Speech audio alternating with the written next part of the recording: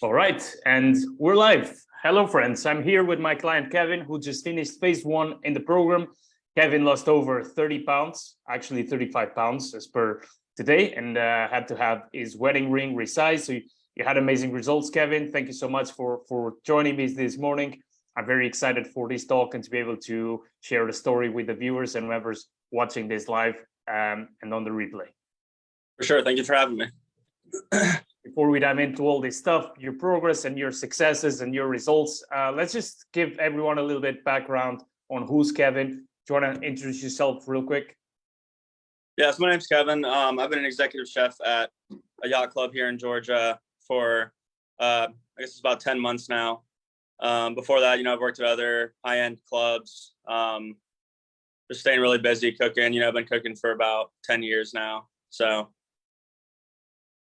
Awesome. Kevin, before you even heard about the program, before August, what was happening in your life? Just kind of going through the motions, just work, eat, sleep pretty much. Just go out, grab drinks with friends every now and then, but just kind of mundane, same thing over and over again each day. And before then, how long were you trying to start like dropping weight and getting healthier? How long were you wanting to do that? I'd say there's over the span of like about 6 years, there were 2 times I really tried to get in better shape, whether it be through intermittent fasting or through going to the gym, but each time it only lasted a few months and then, kind of got back into my old routines. What do you think was holding you back from getting consistent results and kind of stopping after a few months? Honestly, it was probably the accountability part of it and having set systems where, I was just kind of on my own and just kind of guessing in previous times.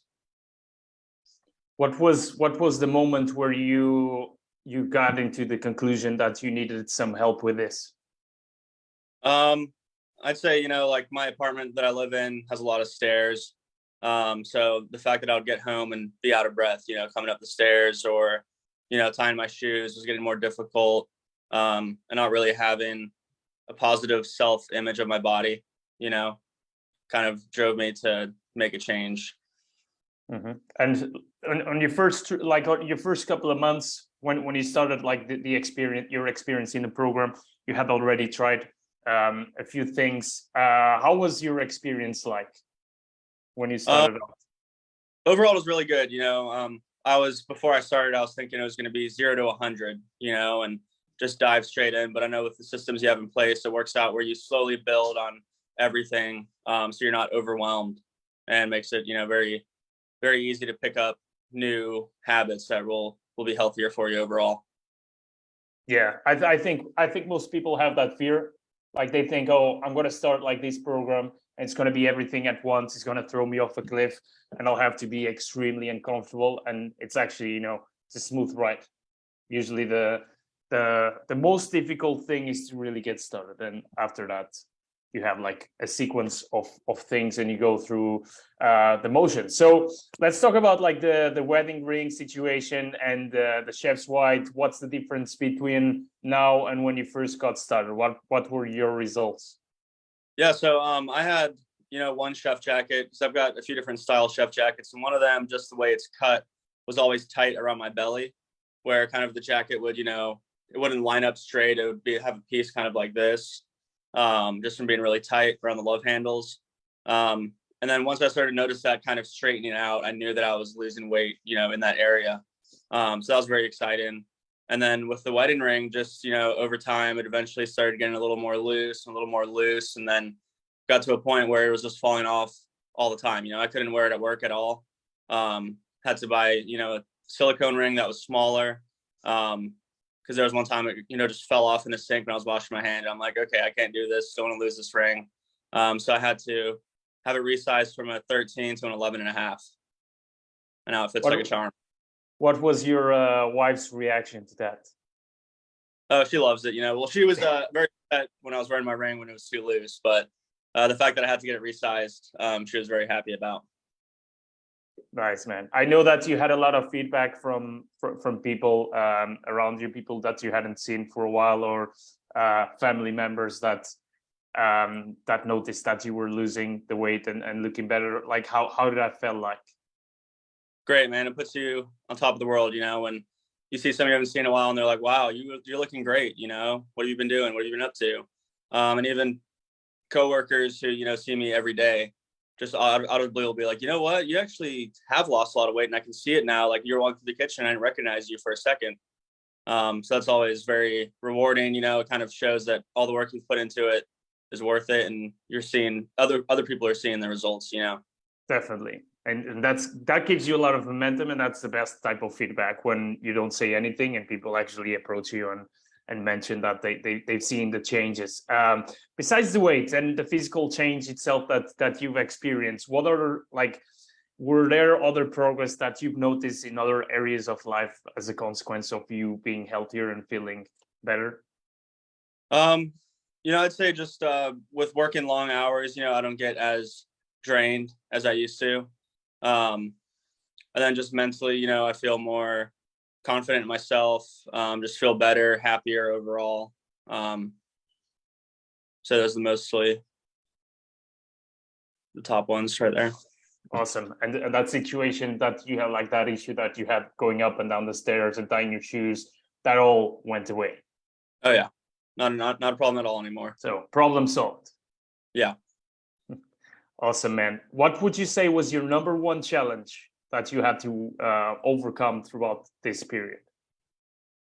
I'd say the number one would just be the confidence of going to the gym. I was always worried, because I hadn't been in so long, that people would be there and kind of watching and judging and things like that. But, with having the workouts that you lay out for us, really helped a lot. And then when I go there, kind of after going a few times, you realize that no one's there watching you and caring about what you're doing. Everyone has the same mindset that you have, which is they're there to work on themselves.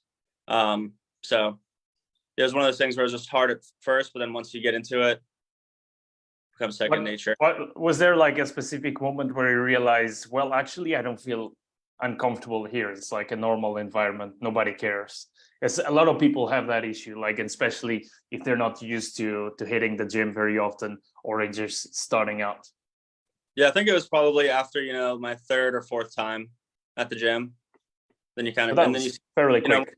Kind of see the same people there that are, because if you go on the same days, usually people have the same days they're there as well. And then, people are just kind of open, want to talk to you, you talk to each other, you can meet people that way too. And it's really just a good environment. It's not as a bad environment that people think it used to be, Yeah, absolutely. I think people feel intimidated. Like, initially, a lot of people feel intimidated with that, going to a place where everyone's looking at you doing exercise, and then it's crowded. And then, some people go to certain types of gyms that are more like bodybuilding gyms.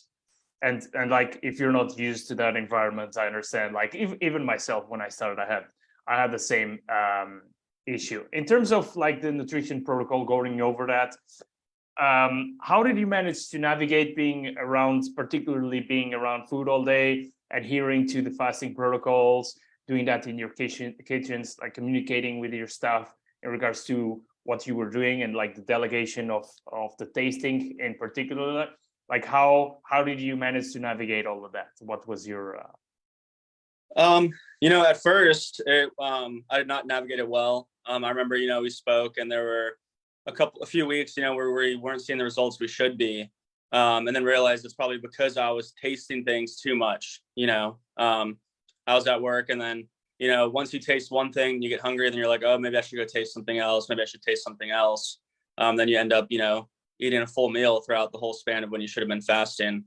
So to learn that, learn just to go into work, focus, only taste things that I have to taste. If I do taste them, a very small amount. Other than that, trust your staff and their palates, whenever they're cooking. And if you need to taste something to help them, gauge where it should be, then doing that, but just making sure not to go around and have to taste everything, and trust your team is a big part of that.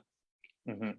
Do you felt like that was a progress in that area, in the sense that it helped you delegating and trusting your team more? Yeah, for sure. So basically trying to taste just the necessary amount instead of just like eating as if it were a meal, because it adds up, and then delegating to your team. Those would be Yeah. like the tips. Awesome. Yeah. And after those 2 weeks where we were not seeing the weight dropping down, yeah, I remember, because we were like, okay, what's going on? Let's look at this. And we got into the conclusion that it was the tasting. And then I think that week you lost like what, 3 pounds or something, 3 Yeah. or 5 pounds, Like, something like that. So that was a big difference, and it helped us realize that was kind of a bump on the road that we had to sort out. So I think it was a very positive experience for people who are watching this at home, that are like chefs or in the industry that were in a similar position that you were before you got started. What would be your advice? You know, if you truly feel like you need to make a change regarding your health and lifestyle and fitness, you know, I would say if you do 100% want to do it, definitely get with Leo, because the way everything's set up, you know, it's not intimidating. Some things, you know, when you first hear it, you know, like the first time I had to hear about the, you know, 20+ hour fast, I was like, oh, I don't know if I can do that. But then, you know, the way it's all set up, everything's possible, and everything will get you results too. Fantastic. Anything you want to say to people who are like on the fence, not sure if they want to join or not, or if it's not the right time, or if it's not now? Anything you would want to say to those people? Yeah, I mean, if you're on the fence, I've been on the fence. You know, there's been years where I was on the fence. And if you don't do it now, when will you do it? It's only going to make you better, you know, physically, mentally. And it's really not, it's not hard if you're intimidated, you know, by the whole process. Just if you're on the fence, do it. You're not going to regret it at all. Fantastic. Kevin, so thank you so much for taking the time to come here and sharing your experience. For me, it was definitely a pleasure to work with you.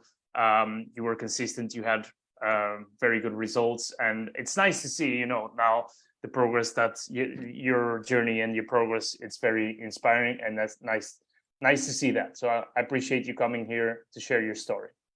Definitely. Thank you, Leo. Cheers. All right, for everyone who's watching, thank you for watching. And if you got any questions, feel free to drop them below in the comments, and me or Kevin will go back to you on that. Okay. All right, Kevin, take care. Have a great day. Bye. Cheers.